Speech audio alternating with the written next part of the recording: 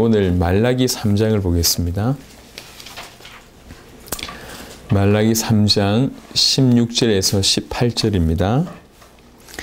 말라기 3장 16절에서 18절. 그때에 여호와를 경외하는 자들이 피차에 말하매 여호와께서 그것을 분명히 들으시고 여호와를 경외하는 자와 그 이름을 존중히 여기는 자를 위하여 여호와 앞에 있는 기념책에 기록하셨느니라. 만군의 여호와가 이르노라. 나는 내가 정한 날에 그들을 나의 특별한 소유로 삼을 것이요 또 사람이 자기를 섬기는 아들을 아낌같이 내가 그들을 아끼리니 그때 너희가 돌아와서 의인과 악인을 분별하고 하나님을 섬기는 자와 섬기지 아니하는 자를 분별하리라. 아멘.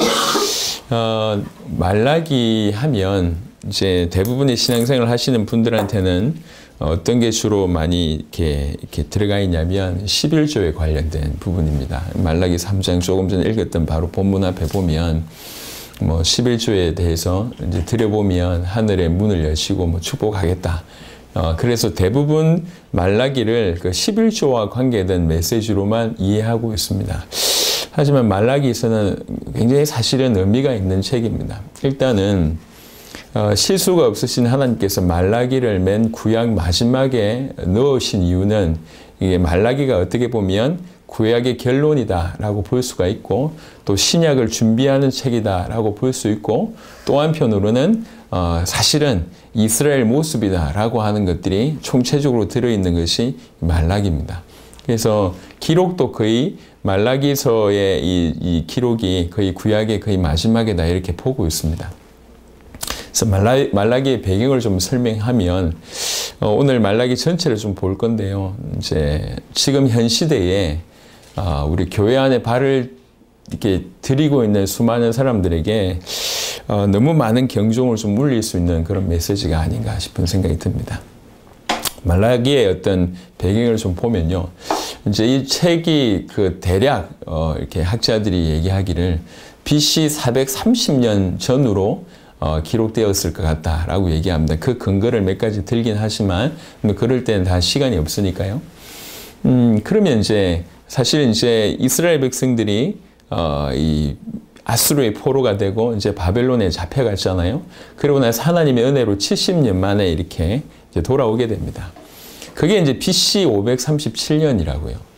그러니까 BC 537년에 돌아왔고 지금 말라기는 언제 이렇게 글을 쓰냐면 그 이후로부터 한 1세기 지난 한 100여 년이 지난 그런 시점입니다. 자, 이들이 이제 처음에 포로였던 상태에서 이제 이스라엘이 돌아오죠. 이스라엘로 돌아왔을 때도 사실은 그 자유의 몸이 아니라 바사라고 하는 제국 안에서 고레스 왕의 어떤 그런 통치의 어떤 개념이었기 때문에 자유의 몸으로 돌아온 것이 아니라 그냥 자기의 고향으로 돌아왔다는 거죠. 여전히 페르시아 바사 제국의 영향 아래 있었습니다. 그럼에도 불구하고 이들이 이제 포로에서 돌아왔다는 것 자체가 너무나 어떤 큰 메시지가 되었습니다. 그 무렵에 하나님이 주신 말씀들이 있습니다. 말라기 바로 앞에가 스가랴인데요. 스가랴 9장을 한번 보겠습니다. 스가랴 9장 9절부터 10절에 보면 스가랴 9장 9절부터 10절에 시온에 따라 크게 기뻐할지어다. 예루살렘에 따라 즐거이 부를지어다. 보라, 네 왕이 너에게 임하시나니 그는 공의로우시며 구원을 베푸시며 겸손하여서 나귀를 타시나니 나귀의 작은 것 곧 나귀 새끼니라. 내가 에브라임의 병거와 예루살렘의 말을 끊겠고 전쟁하는 활도 끊으리니 그가 이방 사람에게 화평을 전할 것이요 그의 통치는 바다에서 바다까지 이르고 유브라데 강에서 땅끝까지 이르리라 라고 하는 이제 메시지가 있습니다. 그러니까 이스라엘 백성들이 포로에서 귀환했을 때 이들에게는 이들의 입장으로 이들의 생각으로 지극히 인본주의적이고 또 민족주의적인 어떤 그런 생각에 입각해서 틀림없이 메시아가 곧 온다. 그 메시아가 와서 보셔서 알겠지만 전체 화평을 전할 것이고 그 통치가 바다에서 바다 끝까지 이를 것이다. 우리 예전에 다윗 왕시대에 있었던 그런 엄청난 나라가 부강해지고 전 열방에 가장 뛰어난 그런 나라가 될 것인데 곧 될 것이다 라고 생각을 했던 겁니다. 스가랴 바로 앞에가 학개라고 하는 성경인데요. 학개 말씀을 잠시 보겠습니다. 학개 2장 9절에 보겠습니다. 2장 9절에 보면 이 성전의 나중 영광이 이전 영광보다 크리라. 만군의 여호와의 말이니라. 내가 이곳에 평강을 주리라. 만군의 여호와의 말이니라. 라고 하는 학개 2장 9절에 있습니다. 이 말 또한 사실은 이 말의 의미는 뭐냐면 그냥 단순히 어떤 건물 성전이 아니라 우리 주님의 몸 되시는 그런 의미의 이전 영광과는 비교할 수 없는 그런 의미의 큰 성전이라고 말씀을 주셨는데 사실 이들은 어떻게 받아들였냐면 우리 옛날 성전보다 우리나라가 더 부강해져서 더 큰 성전으로 하나님 우리에게 허락하실 것이다. 이렇게 이제 받아들인 것이죠. 그래서 적어도 이들이 포로 귀환할 때만 하더라도 이 메시지가 선포가 되었었고 이 메시지로 힘입어서 곧 이 우리나라 이 이스라엘 백성들이 이렇게 해방될 뿐만 아니라 이 메시아가 와가지고 뛰어난 왕이 와서 주권적인 그런 왕이 와서 나라 전체를 부강하게 하고 바다에서 바다 끝까지 통치할 것이고 또 우리의 성전은 이전보다 더 크게 될 것이다 라고 하는 기대감을 가지고 옵니다. 5년이 지나고 10년이 지나고 100년이 지났습니다. 자기들이 생각할 때 그런 메시아가 와야 되는데 그런 메시아가 오지를 않아요. 그러니까 이제 분명히 이래야 되는데 하나님 말씀이 이랬는데 왜 이렇지? 라고 하면서 여러 가지 의구심이 들기 시작하고 그 다음에 하나님 말씀 자체에 대해서 의심하기 시작하고 심지어는 이 다시 오실 메시아에 관해서 점점 기다리는 것이 실제가 안 되고 10년을 기다리고 100년을 기다려도 안 오니까 이게 이제 그냥 자연스럽게 종교가 되기 시작하는 그게 이제 그런 종교의 배경을 가지고 있을 무렵입니다. 거기다가 여전히 지금 현재 페르시아의 바사라고 하는 그 나라에 속국이 되어 있습니다. 그러니까 자유롭지 못하다는 얘기죠. 많은 어려움을 가지고 있습니다. 정치적으로, 종교적으로는 약간 그런 배경이고 정치적으로도 또 이런 배경이고요. 그 다음에 말라기 3장을 보시면 11조에 관해서 얘기를 좀 하는 중이에요. 말라기 3장 11절에 보시면 말라기 3장 11절 만군의 여호와가 이르노라 내가 너희를 위하여 메뚜기를 금하여 너희 토지 소산을 먹어 없애지 못하게 하며 너희 밭에 포도나무 열매가 기한 전에 떨어지지 않게 하리니 라고 하는 말씀이 있습니다. 실제로 종교적으로도 지금 혼란하고 그 다음에 사실적인 신앙 하나님 말씀을 100% 믿는 신앙을 점점 잃어버리게 되는 상황에 여전히 정치적으로는 속국에 된 상황입니다. 자유가 없을 뿐만 아니라 여러 가지 어렵죠. 게다가 이런 경제적인 문제까지 오는 겁니다. 농사 지어 놓으면 특별히 메뚜기 떼가 습격을 하고 그 다음에 논밭과 포도원이 극심하게 황폐되는 그런 일이 계속 벌어지는 거예요. 예. 사실은 경제가 이렇고 정치가 이래도 주님 오신다.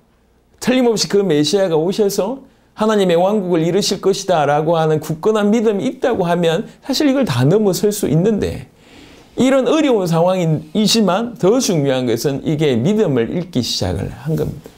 하나님의 말씀을 전폭적으로 믿는 믿음이 잃어가기 시작을 하면서 서서히 타협하기 시작하고 변질되기 시작하면서 심지어는 어떻게 이럴 수 있나라고 싶을 정도로 바닥을 치기 시작합니다. 자, 말라기 1장을 한번 보겠습니다. 이들의 상태를 나타내는 구절이 있습니다. 좀 보겠습니다. 말라기 1장 2절에 보면 여호와께서 이르시되 내가 너희를 사랑하였노라 하나 너희는 이르기를 주께서 어떻게 우리를 사랑하셨나이까 하는도다 라고 얘기합니다. 이들이 지금 어떤 상태가 되냐면 이제 하나님이 우리를 사랑한다 그 말조차도 이제 안 믿기 시작합니다. 하나님이 우리를 사랑하시는데 왜 우리 이렇게 됐습니까? 하나님이 살아계시다면서요. 하나님이 우리를 사랑하신다면서요. 근데 왜 우리는 이렇게 경제적으로 어렵고 왜 여전히 속국이 돼 있고 왜 오신다고 하는 메시아가 오셔가지고 이 나라 전체를 부강하게 만들고 강력한 왕으로서 바다부터 바다 끝까지 통치하고 이전 영광보다 뛰어난 그런 큰 성전을 지어주신다고 해놓고 뭐가 되어 있습니까 지금? 100년이 지났는데도 이런 일이 없지 않습니까? 과연 하나님 살아계십니까? 과연 하나님 우리를 사랑하십니까? 이렇게 묻는다는 거죠. 그렇게 얘기하는 것을 사실은 대놓고 얘기한다는 것보다 그렇게 생각하고 있다는 것을 우리 주님이 끄집어내십니다. 너희들이 지금 이렇게 얘기하고 있다. 하시면 내가 끝까지 너희를 사랑한다. 그래도 안 믿는다는 거죠. 심지어는 1장 6절에 보면 1장 6절에 내 이름을 멸시하는 제사장들아, 나 만군의 여호와가 너희에게 이르기를 아들은 그 아버지를, 종은 그 주인을 공경하나니 내가 아버지일진데 나를 공경함이 어디 있느냐? 내가 주인일진데 나를 두려워함이 어디 있느냐? 하나 너희는 이르기를 우리가 어떻게 주의 이름을 멸시하였나이까 하는도다 라고 얘기합니다. 지금 하나님 모실 때 어느 정도 밑바닥까지 떨어졌냐면 성도들뿐만 아니라 백성들의 지도자, 영적인 지도자라고 할 수 있는 제사장들이 먼저 주의 이름을 멸시한다는 거죠. 그러니까 주의 이름을 멸시하는 것이 제사장뿐만 아니라 모든 성도들이 그렇다는 거죠. 너희가 나를 멸시하는구나. 우리가 하나님과의 관계 속에서 가장 대표적인 관계성은 두 가지입니다. 부자지간의 관계와 그 다음에 주인과 종의 관계입니다. 그래서 부자지간의 관계로서 우리가 정말로 아버지이신 그 하나님을 섬기는 아들의 입장으로는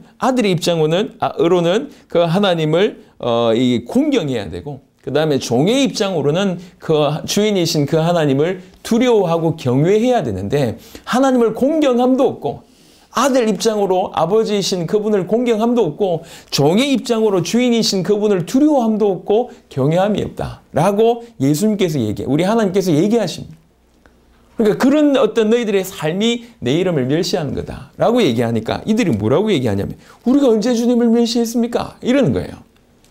아니 전혀 그런 것을 의식도 못하고 있습니다. 그러면서 얘기를 합니다. 그래서 우리 주님이 너희가 더러운 떡을 나의 제단에 드리고도 말하기를 우리가 어떻게 주를 더럽게 하였나이까 하는도다.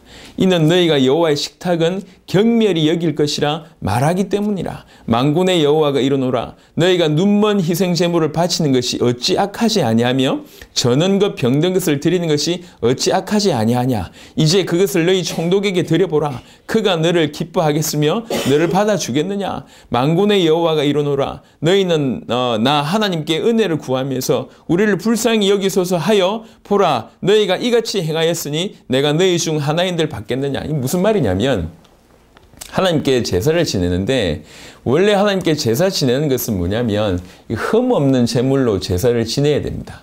흠 없는 제사를 드려야 되는데 백성들이 제사를 지낼 때 흠 없는 것을 이렇게 가져오면 제사장들이 지금 다 어렵잖아요. 이게 어려운 중에 드렸는데도 불구하고 제사장들이 어려우니까 그거를 이제 이렇게 눈먼 것, 저는 것으로 바꿔치게 해가지고 그리고 나서 남은 걸 자기가 이익을 취하고 눈먼 것으로 제사를 지내는 겁니다. 문제 있는 것으로, 흠 있는 것으로 제사를 지내는 겁니다. 제사 지낼 때 흠 없는 것으로 드리는 것은 무엇을 예표하냐면 그리스도 우리를 위해서 십자가에 못 박혀 죽으시고 우리의 모든 문제를 해결하실 그 그리스도를 예표하는 거예요. 죄 없으신 그가 우리의 죄를 해결하실 것이라고 하는 예표하는 것이 제사의 어떤 그런 의미가 있습니다. 근데 흠 있는 것으로 드린다는 것은 제사의 의미 자체를 잃어버린 것뿐만 아니라 흠 없는 것으로 제사를 지내라고 하는 하나님의 말씀을 아예 대놓고 멸시하는 그런 행위입니다. 근데 이런 행위를 누가 하고 있냐면 지금 제사장들이 뻐젓이 하고 있어요. 그런데 더 기가 막힌 것은 9절에 보면 만군의 여호와가 이르노라. 너희는 나 하나님께 은혜를 구하면서 우리를 불쌍히 여기소서. 우리를 불쌍히 여기소서. 하나님의 은혜를 구합니다. 하나님 나에게 은혜를 주십시오. 우리를 불쌍히 여기십시오. 우리에게 하나님이여 은혜를 주십시오. 우리에게 응답하십시오. 라고 그렇게 얘기하면서 사실은 뭘 하고 있냐면 이런 흠 있는 것을 드린다는 거예요. 말도 안 되는 얘기죠. 조금 더 보겠습니다. 어떤 구절에서는 또 뭐라고 이렇게 표현했냐면 요 구절도 읽어드리면 도움이 되겠습니다. 13절에 2장 13절 말라기 2장 13절도 내나 똑같은 얘기니까요. 너희가 이런 일도 행하나니 곧 눈물과 울음과 탄식으로 여호와의 제단을 가리게 하는도다 라고 얘기합니다. 이 말은 무슨 말이냐면 제사를 지낼 때 눈물로써 울음으로써 탄식으로 하면서 막 제사를 지내는데 실제로 흠 있는 걸로 드린다는 거예요. 하나님의 은혜를 구하고 불쌍히 여겨달라고 기도하고 심지어는 그 앞에서 눈물 흘리고 하는데 그 예배가 흠 있는 예배라. 흠 있는 제사라. 하나님의 말씀하고 상관없이 무조건 자기 입장에서 하나님 눈물도 흘리고 탄식도 하고 은혜를 달라고도 얘기하고 불쌍히 여기달라고 얘기하고 그렇게 기도하면서 실제로는 그들의 예배가, 그들의 제사가 이 그리스도와 상관없는 그런 흠 있는 예물을 드리는 그런 일을 한다는 거죠. 그런 일을 보고 우리 주님이 너희가 내 이름을 멸시한다. 근데 이 사람들 입장에서 우리가 어찌 이렇게 멸시합니까? 우리가 이렇게 제사를 지내지 않습니까? 이렇게 눈물로 탄식으로 하나님께 예배드리지 않습니까? 이렇게 정말로 하나님께 은혜 달라고 불쌍히 여겨달라고 그렇게 하는데 우리가 어떻게 주님의 이름을 멸시했습니까? 라고 얘기합니다. 근데 하나님께서는 너희가 내 이름을 멸시한다. 1장 10절에 보겠습니다. 어느 정도냐면 만군의 여호와가 이르노라. 너희가 내 제단 위에 헛되이 불사르지 못하게 하기 위하여 너희 중에 성전문을 닫을 자가 있었으면 좋겠도다. 내가 너희를 기뻐하지 아니하며 너희가 손으로 드리는 것을 받지도 아니하리라.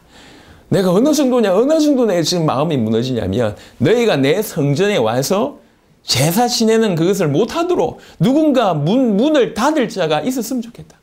제발 너희가 내 앞에 못 오도록 그런 식의 예배를, 그런 식의 제사를 드리는 일을 못하도록 누군가 좀 막아줬으면 좋겠다. 이 정도로 우리 주님께서 지금 마음 아파하시. 너희가 내 이름을 멸시한다. 제사장들이 먼저 앞장서서 멸시한다. 만군의 여호와가 이르노라. 해 뜨는 곳에서부터 해 지는 곳까지 이방 민족 중에서 내 이름이 크게 될 것이라. 완전히 바뀝니다. 뭐가 바뀌냐면 더 이상 이스라엘 민족 이런 사람들을 가지고는 안 되겠다. 라고 얘기하면서 사실은 촛대를 옮기는 그런 일이 벌어지는 겁니다.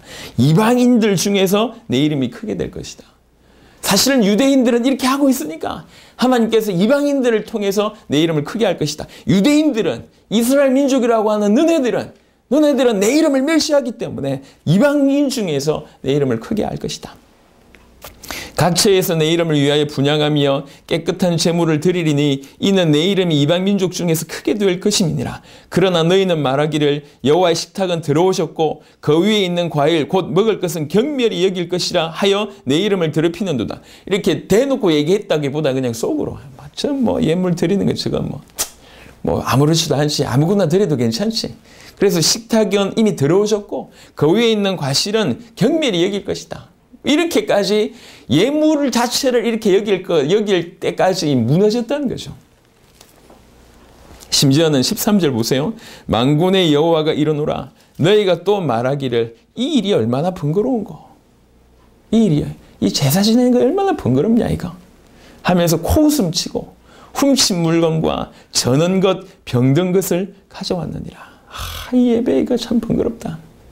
하나님께 나아가는 제사에 참 번거롭다. 꼭 이래야 되나. 하나님 마음을 받으시지. 꼭 이래야 되냐면서. 제사장들이. 그래서 제사장들이 예배의 의미를 다 놓칩니다. 제사장들이 제사의 의미를 다 놓칩니다. 사실 예배는 우리가 모여서 이렇게 공동체적으로 드리는 것도 예배지만 정말 신약에서 예배의 발전은 우리 삶에까지 연결이 됩니다. 우리 전 삶을 하나님께 드리는 게 예배라고 얘기합니다. 근데 이 사람들은 이미 하나님 앞에 드리는 어떤 예배 시간이 예배 자체, 제사 자체도 그렇고 하나님께서 허락하신 모든 삶에서도 참 번거롭다. 참 힘들다. 코웃음 치고. 응? 이게 대단한 거냐면서. 그러면서 자기 생각으로 아니면 똑같이 짐승 아무거나 드려도 되지. 이러면서 사실은 하나님도 믿지 않고 하나님 말씀도 믿지 않고 그러면서 왜 제사장을 하는지 모르겠어요. 이러고 있다는 거죠. 이게 지금 말라기를 구약 성경 맨 마지막에 넣은 이유일 수도 있다는 거죠. 제사장이 이 정도까지 갔습니다. 백성들이 이 정도까지 갔습니다. 제사장들이 예배 드리는 것을 귀찮아하고 예배를 번거로워하고 제사를 우습게 여기고 제사의 예물을 우습게 여기는 거예요. 제사장이 이랬다는 얘기 자체는 사실은 성도들도 이런 상태에 빠져 있다는 얘기입니다. 그러다 보니까 나중에 어떤 일이 벌어지냐면 백성들도요. 이렇게 예물을 드렸는데 그 예물을 제사장들이 그렇게 하는 거 보니까 이 11조도 제대로 안 되는 거예요. 11조를 통해서 교회가 돌아가고 성전이 돌아가고 제사장들의 삶이 보장이 되는데 내 드려본들 저렇게 사니까 그래가지고 또 백성들은 11조도 드리지 않습니다. 그래서 11조도 안 드리다 보니까 그나마 중심 있게 섬기는 제사장들이 어떤 밥 못 먹고 사는 그런 지경까지 벌어지다 보니까 성전을 버리는 일이 벌어지는 겁니다. 이게 나중에 예수님 당대에도 심각한 문제가 되는 일이 벌어지는 거예요. 근데 11조를 안 드린 백성들은 온전하게 살았냐? 그렇지 않거든. 백성들에게 요구하시는 하나님께서 가장 근본인 부분들을 백성들도 놓치기 시작하니까 가정이 파괴되고 아니면 많은 문제들이 계속 일어납니다. 또 봅시다. 어느 정도까지 무너졌는지를 보겠습니다. 2장 10절입니다. 2장 10절에 우리는 한 아버지를 가지지 아니하였느냐? 하나님께서 지으신 바가 아니냐? 어찌하여 우리 각 사람이 자기 형제에게 거짓을 행하여 우리 조상들의 언약을 욕되게 하느냐? 백성들은 그 사회는 하나님의 언약을 과감하게 파기하기 시작합니다. 그 중에 대표적인 것이 두 가지가 나타나는데 2장 10절부터 16절에 있는 내용입니다. 하나는 뭐냐면 통원이에요. 통원. 2장 11절에 유다는 거짓을 행하였고 이스라엘과 예루살렘 중에서는 가증한 일을 행하였으며 유다는 여호와께서 사랑하시는 그 성결을 욕되게 하여 이방신의 딸과 결혼하였으니. 그러니까 통혼하지 말라. 그러니까 이방 사람들과 결혼하지 말라. 순수하게 그 이스라엘을 하나님께서 지키시고 그 안에서 전 세계를 건질 메시아를 보내시겠다고 약속하셨는데 하나님과의 어떤 약속을 어기기 시작을 하면서 제일 먼저 사람들에게 온 문제는 뭐냐면 성적인 타락, 음란입니다. 지금도 마찬가지입니다.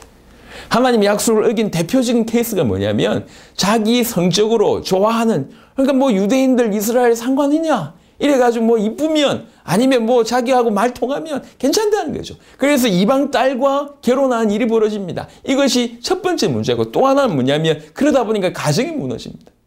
일찍 결혼하고 나서 2장 14절에 보니까 너희는 이르기를 어찌 됨이니까 하는도다. 이는 너와 네가 어려서 맞이한 아내 사이에 여호와께서 증인이기 때문이라. 그는 네 짝이요 너와 세약한 아내로다. 네가 그에게 거짓을 행하였도다. 이래가지고 아내를 버리는 일을 막 합니다. 이스라엘 사람들.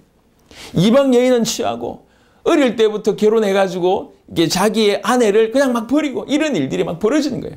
그러니까 겉으로 볼 땐 이방 사람들하고 결혼하고 또 뭐 그냥 이혼을 쉽게 한다 이렇게 볼 수 있지만 사실은 그 배경은 뭐냐면 하나님과의 약속을 어겨버려서 성적인 타락, 음란이 들어오기 시작을 하는 겁니다. 제사장이 하나님의 말씀을 놓치기 시작하고 그 다음에 더 우리 주님이 오실 것이라고 하는 그 메시아의 약속을 선명한 그 약속을 생명 걸고 붙잡지 않기 시작을 하다 보니까 무너지기 시작을 하는 거예요. 2장 17절입니다. 자, 어떻게 하나님 앞에서 이런 얘기를 할 수 있을까 싶을 정도입니다.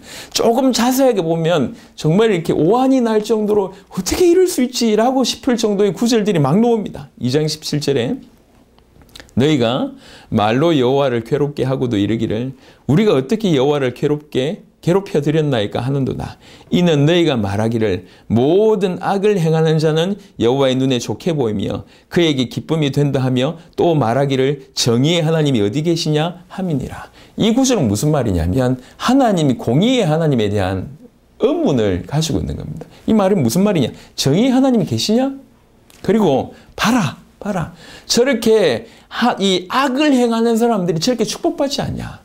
악을 행하는 저 사람들이 여호와의 눈에 좋게 보이지 않냐? 악을 행하는 저 사람들이 저렇게 기쁨이 되는 거 아니냐? 하나님 앞에. 그러니까 저렇게 승승장구하는 거 아니냐? 지금 사회가 이런 거 아니냐? 과연 정의의 하나님이 살아계시냐? 하나님의 공의라고 하는 것이 존재하냐?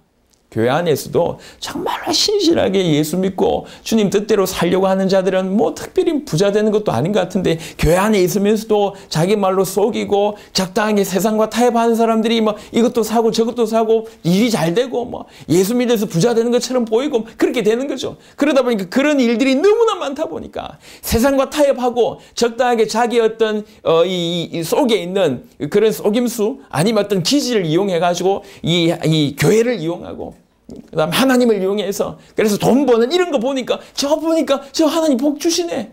응? 저 보니까 복 받은 것 같네. 저렇게 살아야 되는 거 아니냐. 저렇게 무식하게 예수님만 믿고 하나님만 의지하고 살면서 돈도 못 버는 저게 맞냐면서. 과연 하나님의 공의가 살아있냐. 이렇게 대놓고 얘기한다는 거예요. 이게 소수의 사람이 아니라 그 시대에 하나님을 믿는 민족들 가운데서 일어나는 얘기들입니다. 오늘날 교회와 비슷하지 않나요? 3장 13절 보겠습니다. 3장 13절. 그리고 3장 7절부터 보겠습니다. 3장 7절. 만군의 여호와가 이르노라. 너희 조상들의 날로부터 너희가 나의 규례를 떠나 지키지 아니하였도다. 그런즉 내게로 돌아오라. 그리하면 나도 너희에게로 돌아가리라 하였더니 너희가 이르기를 우리가 어떻게 하여야 돌아가리까 하는도다. 그러면서 8절에 사람이 어찌 하나님의 것을 도둑질하겠느냐. 그러나 너희는 나의 것을 도둑질하고도 말하기를 우리가 어떻게 주의 것을 도둑질하였나이까 하는도다. 이는 곧 11조와 봉헌물이라. 너희가 하나님이 허락하신 것에 대해서 감사하지 않고 당연히 하나님께 돌려야 될 것을 돌리지 않는 것은 하나님 것을 도둑질하는 것이다. 너희가 지금 다 도둑질하고 있다. 근데 도둑질하고 있는데 사람들은 뭐라고 얘기합니까? 우리가 언제 주님 것을 도둑질했습니까? 사람들이 무엇을 보세요? 주님, 우리가 언제 주님을 멸시했습니까? 아니 주님, 언제 우리가 주님을 괴롭혔습니까? 아니 주님, 우리가 언제 주님 것을 도둑질했습니까? 백성들은 아예 모르고 있다는 거예요. 이렇게 살고 있으면서도. 3장 13절 보겠습니다. 기가 막힙니다. 3장 13절 여호와가 이르노라. 너희가 완악한 말로 나를 대적하고도 이르기를 우리가 무슨 말로 대적하였나이까 하는도다. 자기가 무슨 짓을 했는지 몰라요. 14절에 이는 너희가 말하기를 하나님을 섬기는 것이 헛되니 만군의 여호와 앞에서 그 명령을 지키며 슬프게 행하는 것이 무엇이 유익하냐. 이렇게 얘기한다는 거예요. 하나님을 이렇게 섬겨봐 이게 헛된 거 아니냐. 굳이 꼭 이렇게 믿어야 되냐. 만군의 여호와 앞에서 그 명령을 지키고 그 다음에 슬프게 행하는 것이 다른 말로 얘기하는 것이 아니라 애통하고 이 자복하고 통회하는 마음으로 그렇게 막 살면서 사는 게 뭐가 유익하냐. 돈 생겼냐. 남들보다 우리가 높아졌냐. 아니지 않냐. 하나님을 섬기는 것이 하나도 유익이 없다. 하나님을 섬기는 것이 헛되다. 이러고 앉아있는 거예요. 그러니까 그걸 보고 네가 완악한 말로 나를 대적하고 있구나. 아니 내가 언제 그랬는데요. 지금 이러는 거예요. 15절에 지금 우리는 교만한 자가 복되다 하며 악을 행하는 자가 번성하며 하나님을 시험하는 자가 화를 면한다 하노라. 어느 정도까지 생각을 하고 있냐면 차라리 하나님 앞에서 교만한 것이 저 봐라 저렇게 복받지 않냐. 교회 안에서도 하나님 앞에 순종하고 하나님 말씀을 들으려고 하는 것보다 세상 방법 배워가지고 교회 안에 들여와서 이래야 된다 저래야 된다. 그런데 더 복을 받는 것처럼 보여. 더 돈을 잘 버는 것처럼 보여. 그리고 또 뭐라고 얘기합니까? 악을 행하는 자가 오히려 더 번성한다. 속임수를 행하고 머리 써가지고 꾀를 행하고 그래서 철저하게 주님을 섬기고 100% 순종하는 것보다 그렇게 세상과 타협하고 하다 보니까 그게 더 돈을 잘 벌고 육신적으로 보니까 부유한 것 같거든. 자 봐라. 악을 행하는데 번성하는구나. 심지어는 대놓고 하나님을 시험하는 자가 봐라. 이 벌 받냐? 저렇게 예수 믿는다고 하면서도 하나님이 하지 말라고 하는 것을 당당하게 하는데도 불구하고 저렇게 벌을 받냐? 안 받지 않냐? 오히려 화를 면하지 않냐? 열심히 예수 믿고 나서도 보니까 저렇게 어려움을 당하는데 저 봐라 저렇게 사는데도 불구하고 화를 면하지 않냐? 내가 이렇게 지금 생각하고 있고 이렇게 말한다. 우리 주님이 하신 얘기예요. 하나님을 섬기는 것을 심지어는 아주 경멸합니다. 꼭 이렇게 섬겨야 되냐? 하나님을 섬겨보니까 헛된 것이다. 꼭 우리가 이렇게 명령을 지키면서 이렇게 둘둘 떨면서 정말 하나님 앞에 애통함으로 하나님 제가 부족합니다. 제가 연약합니다. 주님 저를 말씀 들을 때마다 찔림이 되고 그것 때문에 눈물 뿌리고 과연 그게 올바르냐? 그 무슨 유익이 되냐? 저 봐라. 악을 행하는데 저렇게 성공하고 하나님을 대놓고 시험해도 화를 면하고 이 땅에서 이렇게 자기가 뭐 대단하다 하면서 교만하는 사람들이 오히려 더 복받지 않냐. 너희가 그렇게 생각하고 있다. 그것이 나를 대적하는 말을 하는 것이다. 이렇게 얘기합니다. 이게 말라기에 글을 쓴 이유예요. 왜 이렇게 되었는가? 어쩌다 이렇게 되었는가? 그냥 보면 이게 지금 소수의 사람을 지목하는 게 아니에요. 이스라엘 백성들이 다 이렇게 돼버렸어요. 이스라엘 백성. 하나님 우리를 사랑합니까? 대놓고 하나님의 이름을 멸시하면서 제사를 부정한 제사를 막 드리면서도 이 제사가 힘들다면서 이거 번거롭다면서 뭐 똑같은 제물 드린 거 아니냐면서 제사장들이 예배를 귀찮아하고 예배드리는 삶에 대해서 또 얘기합니다. 하나님 과연 하나님의 정의가 있습니까? 정의 하나님 살아계십니까? 이렇게 악한 자가 더 잘 되고 이렇게 사는데 맞냐 말이야. 이렇게 막 하나님의 공의에 대해서 뭐 반문하기 시작하고 대놓고 하나님의 것을 도둑질하기도 하고 하나님과 맺은 그 피 언약을 어기면서 성적으로 타락하고 음란하고 이방 여인들과 결혼하고 함부로 이 하나님 앞에 세운 어떤 그 정인이라고 할 수 있는 아내를 내보내고 이런 일들이 계속 일어나면서 하나님을 대적하는, 심지어는 하나님 섬기기 헛되다. 이렇게 섬겨봤는데 뭐 헛되다. 결국 이거 아니냐. 요 정도까지 지금 온 겁니다. 하나님이 그런 중에 말라기를 세운 거예요. 제사장들부터 시작해서 전 백성들까지 이렇게 무너져 있어요. 왜 이렇게 됐냐? 왜 이렇게 됐냐? 딴 게 아닙니다. 메시아가 오신다고 하는 그것이 실제가 안 되기 시작하면서 기다려도 안 오네. 그리고 그 메시아에 대한 이미지 자체를 지극히 인본주의적이고 민족주의적으로 그 메시아가 오면 우리 민족이 그 메시아가 오면 우리의 삶이 이렇게만 생각하고 있고 그나마 그런 메시아도 안 오니까 메시아가 오신다라고 하는 메시아의 기다림이 사라지고 그 메시아가 오신다고 하셨던 하나님의 말씀에 대해서 반문하기 시작하고 하나님이 어떤 분이신지에 대해서 그 하나님의 사랑과 존재와 공의라고 하는 하나님에게까지 이렇게 반문하는 그런 일이 벌어진 겁니다. 이때 이런 상황 가운데 3장 말라기가 나옵니다. 3장 1절에 만군의 여호와가 이르노라. 보라, 내가 내 사자를 보내리니 그가 내 앞에서 길을 준비할 것이요 또 너희가 구하는 바 주가 갑자기 그의 성전에 임하시리니 곧 너희가 사모하는 바 언약의 사자가 임하실 것이라. 이 모든 문제가 온 게 딴 게 아니고 그 메시아의 약속을 놓쳐서 그러다. 근데 그 메시아는 반드시 오신다. 갑자기 오실 것이다.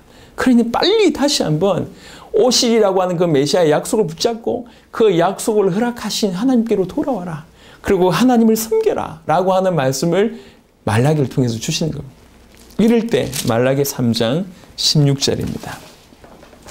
이런 상황임에도 불구하고 정말 모두가 이스라엘 백성 모두가 지금 이 정도의 사태가 이르렀음에도 불구하고 정말 소수의 여호와를 경외하는 자들이 있었다는 거죠. 그때에 여호와를 경외하는 자들이 피차의 말하매, 여호와를 경외하는 자들이 피차의 말하매라고 하는 그 무슨 말을 했는지는 나와 있지 않지만 피차의 말하매라고 하는 말은 서로 자주 말하매라고 하는 뜻이에요.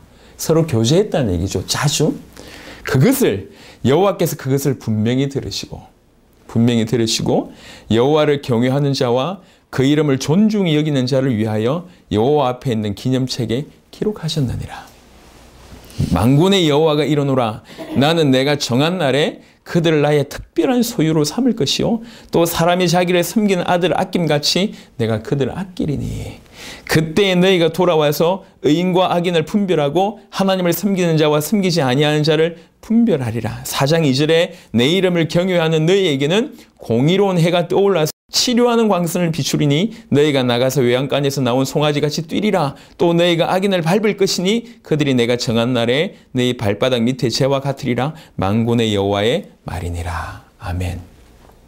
이런 상황, 사회 전체가 아니면 하나님을 믿는다고 하는 사람들의 전체가 사실은 기준 전체가 완전히 무너지고 이런 문화가 또 하나님의 이름을 대놓고 말라기 1장에는 멸시라고 하는 단어가 굉장히 많이 나옵니다. 하나님을 대놓고 멸시하고 하나님을 섬기는 것이 아주 헛되다라고 오히려 하나님을 섬기는 것을 경멸하고 하나님의 공의에 대해서 질문을 던지고 비판하고 그리고 하나님께 예배드리는 것을 귀찮아하고 하나님과의 하나님의 언약을 쉽게 여기고 하나님께 드리는 그 엄청난 그 제사를 아예 파괴하는 이런 일들을 하는 것이 일반적인 문화라.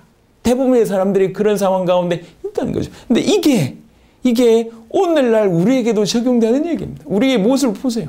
이 모든 것이 왜 왔냐? 왜 이런 일이 왔냐? 주님 오신다고 하는 그 약속이 희미해지기 시작을 하면서 그 간절함이 사라지기 시작을 하면서 그리고 그 약속을 허락하신 하나님에 대해서 의문을 갖고 의심을 갖기 시작하면서, 그러다 보니까 이들에게 뭐가 없었냐면 하나님의 말씀을 순종하고 여호와를 경외하는 것에 대해서는 사라지기 시작했습니다. 심지어는 그렇게 여호와를 경외하는 것을 업신여기는 것까지 왔단 말이죠. 그럼에도 불구하고 여호와를 경외하는 자들이 있습니다.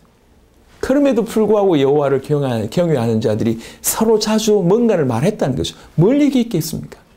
무슨 얘기를 했겠냔 말이에요. 오실 메시아에 대한 부분들, 하나님의 말씀에 관한 부분들, 하나님 말씀을 순종하는 부분들, 여호와를 높이는 부분들, 사실은 그런 교제였을 것입니다. 그것을 우리 주님이 분명히 들으신다는 거죠.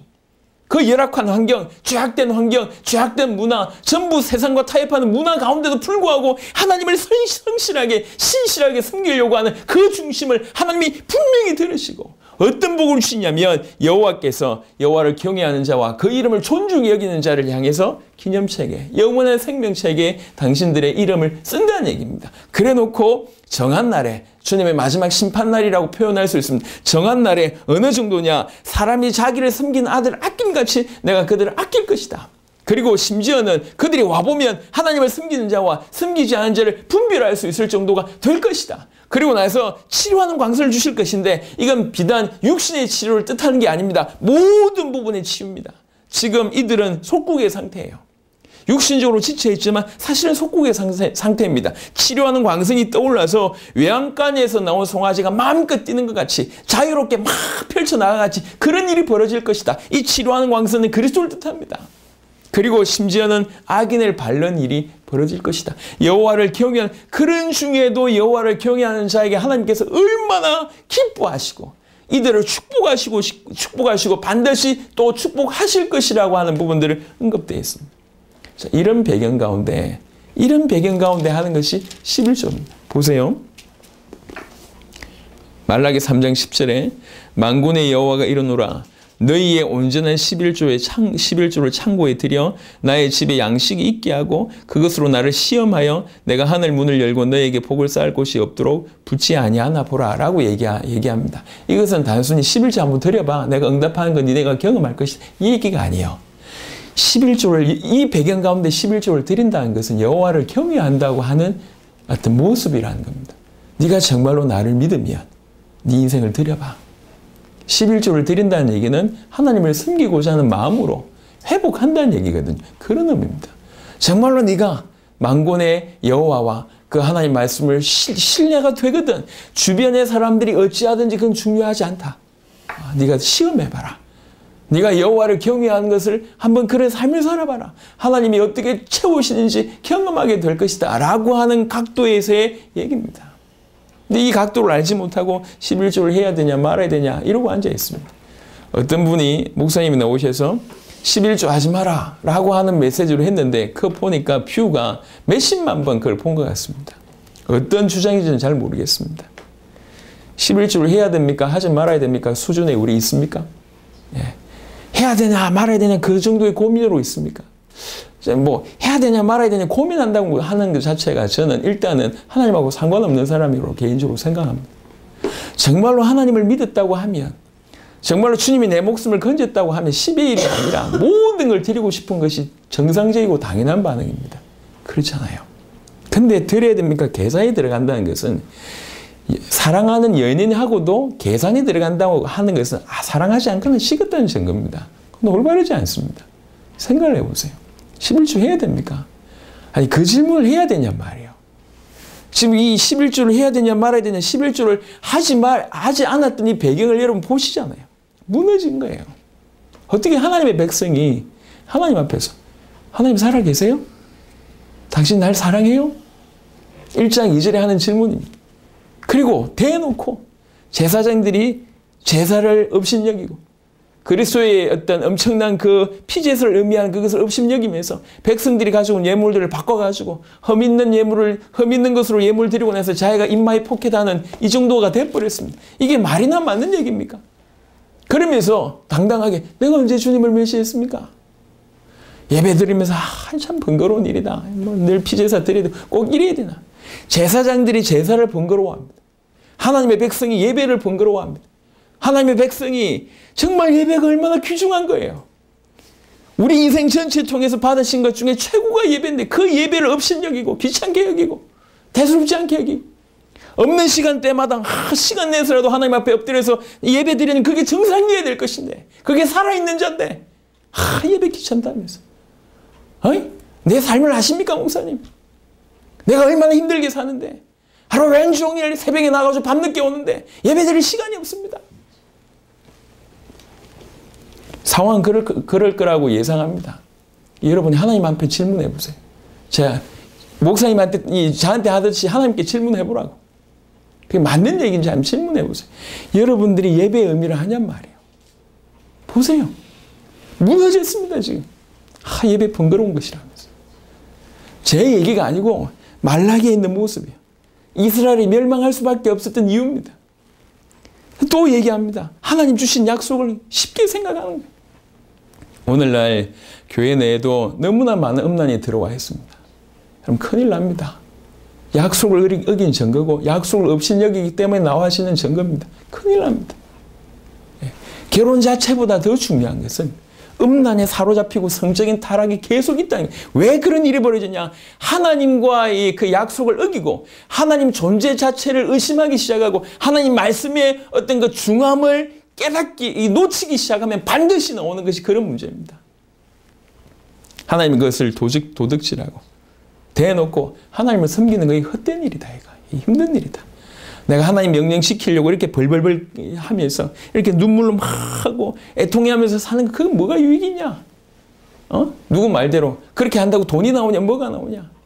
그런 분위기잖아요. 심지어 저 봐라. 교만한 자가 이렇게 복되고 악을 행하는데도 잘 되고 저렇게 말이지 이 하나님을 대놓고 시험하는데도 불구하고 벌 안 받고 저렇게 사는 게 낫지 않냐? 오늘 우리가 말라기서 전체를 통해서 하나님 주신 말씀들을 들으셔야 됩니다. 이거는 비단 소수의 사람들을 위한 메시지가 아닌 것 같아요. 우리 교회도 이 말씀을 받고 또 수많은 교인들이 이 말씀 앞에 서야 될 것 같습니다. 근데 요거는 뭐냐면 하나님은 책망이 기준이 아닙니다. 두들겨 패시려고 이 얘기를 하는 게 아니에요. 고치시려고 네가 지금 이런 질병 가운데 있다라고 얘기하시는 이 수많은 백성들은 그런 일을 하면서도 불구하고 그게 얼마나 심각한지 모릅니다. 그런 일을 통해서 얼마나 하나님을 괴롭히고 얼마나 하나님을 멸시하고 얼마나 대적하는지 몰라요. 그런 일을 엄연히 하고 있으면서 그런 생각 가운데 살아가고 있으면서 그런 생각과 그런 행동이 하나님의 이름을 멸시하고 하나님을 대적하고 하나님을 경멸히 여기고 하나님을 괴롭혀 드렸는데도 오늘 말라기서의 표현으로 얘기해 그럼에도 불구하고 전혀 모르고 있습니다. 의식하지 않고 있습니다. 우리가 뭐 어쨌는데요? 우리가 뭐 주님을 대적했습니까? 우리가 언제 주님의 이름을 멸시했습니까? 우리가 언제 주님을 대적했습니까? 우리가 언제 주님을 경멸했습니까? 이러고 있습니다. 전혀 모르고 있습니다. 하나님이 말라기 선지자를 통해서 끼워오시는 거예요. 내가 왜 이리 됐냐? 왜 이리 됐냐?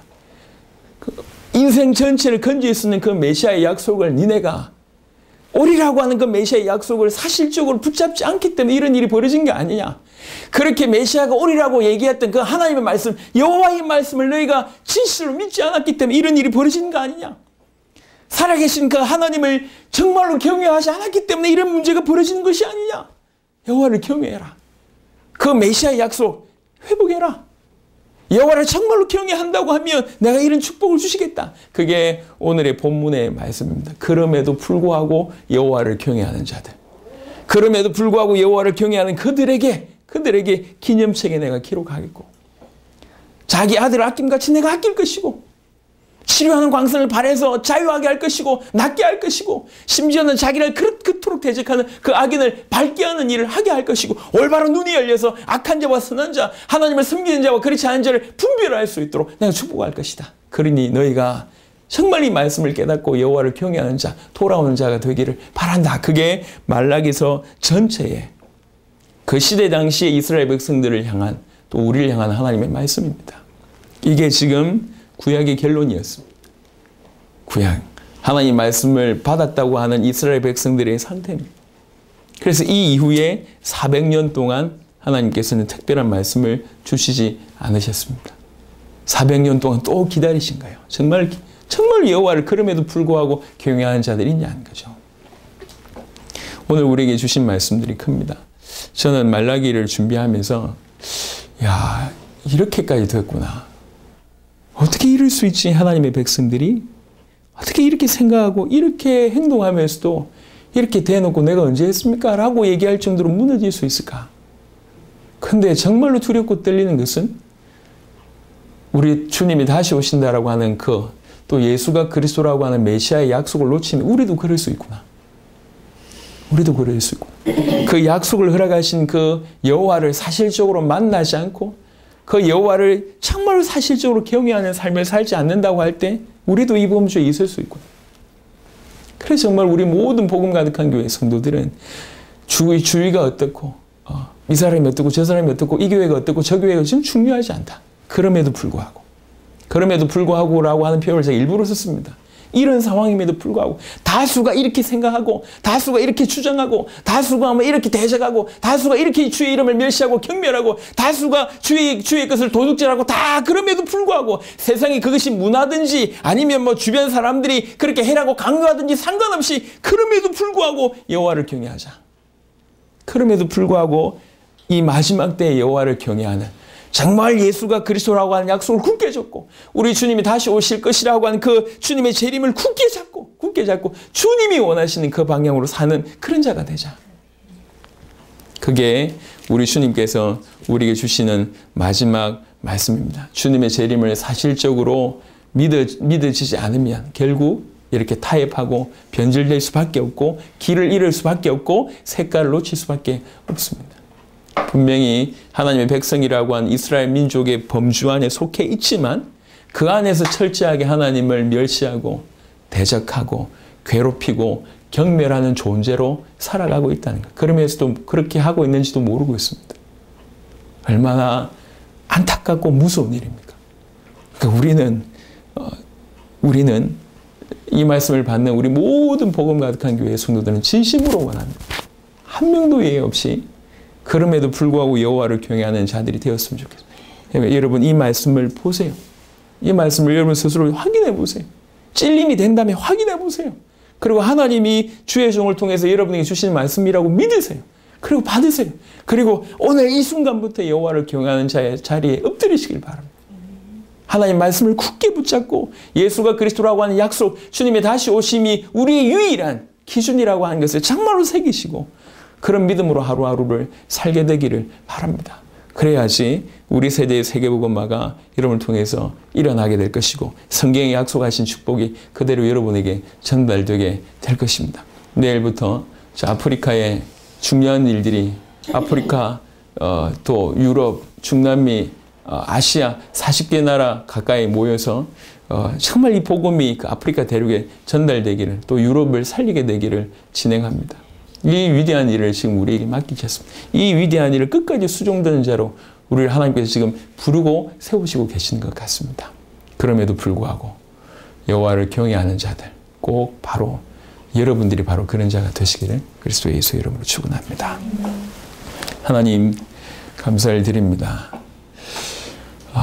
말라기를 통해서 구약의 마지막 메시지를 통해서 또 이스라엘 백성들이 어떻게 그렇게 무너졌고 왜 무너졌고 어느 정도 무너졌는지를 보게 하셨고 그럼에도 불구하고 그들을 포기하지 않으시고 선지자를 통해서 다시 한번 그들이 돌아올 수 있도록 길을 여시고 그들을 깨우치시고 그들을 돌아올 수 있도록 아버지 하나님 사인을 허락하심을 감사합니다. 오늘 이 시간이 말라기를 통해서 그들에게 기회를 주신 것 같은 그런 시간인 줄로 믿습니다. 주님 마음 문을 열고 말라기를 통해서 주시는 하나님의 음성을 듣게 하여 주시고 정말로 그럼에도 불구하고 우리의 과거나 우리 모든 주변 상황이 이런 똑같은 문화에 있음에도 불구하고 우리만이라도 이 시대에 이 마지막 때에 여호와를 경외하는 자가 되게 하여 주시옵소서. 하나님의 말씀을 정말로 믿는 자가 되게 하옵소서.